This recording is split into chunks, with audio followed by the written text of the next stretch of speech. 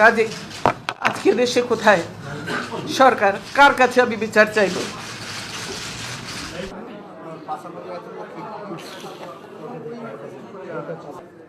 দীর্ঘদিনের সংসারের সব মালামাল রেখে আমাকে এক কাপড়ে বাড়ি থেকে বেরিয়ে আসতে হলো, বের করে দেওয়া হলো।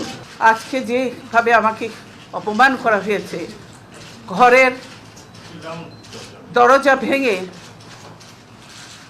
ভেঙে আমার বেডরুমের দরজা ভেঙে রীতিমাত্র ট্রেনিং হিচড়ে তারা বের করেছে এবং এমনভাবে বলছে যে পুরুষ মানুষ এমনভাবে বলছে যে জোর করে ওনাকে উঠিয়ে নিয়ে আসেন, জোর করে দরকার হলে ওনাকে কোলে উঠিয়ে নিয়ে আসেন। এরকমভাবে একটা সরকারের এই আচরণ। ওনারা ধাক্কা দিয়ে আমাকে গাড়িতে উঠিয়েছেন।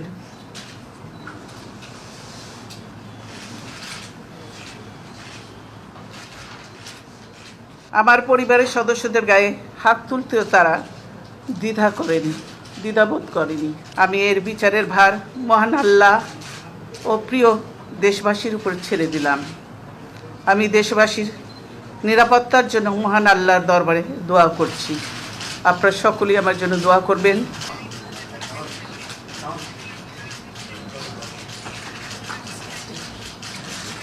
সেই অবস্থা করেছে, সারাদিন আমি মানুষকে কিছু খেতে পর্যন্ত পারিনি, আমার বাড়ির লোকজনকে কিছু খেতে পর্যন্ত দেয়নি।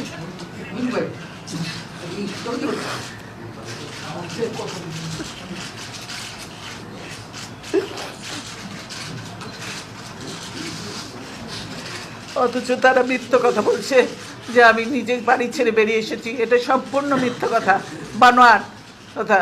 তারা জবরদস্তি ধাক্কা মেরে আমাকে বাড়ি থেকে বের করেছে।